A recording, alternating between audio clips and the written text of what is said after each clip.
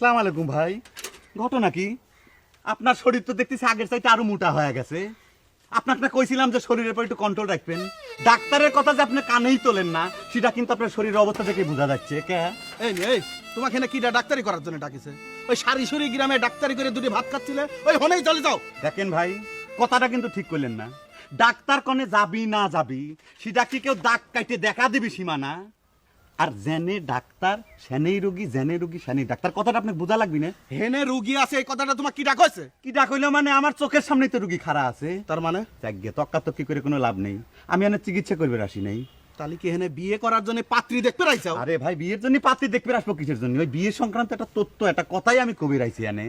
মন্নান কনে? বিয়ে সংক্রান্ত কথা?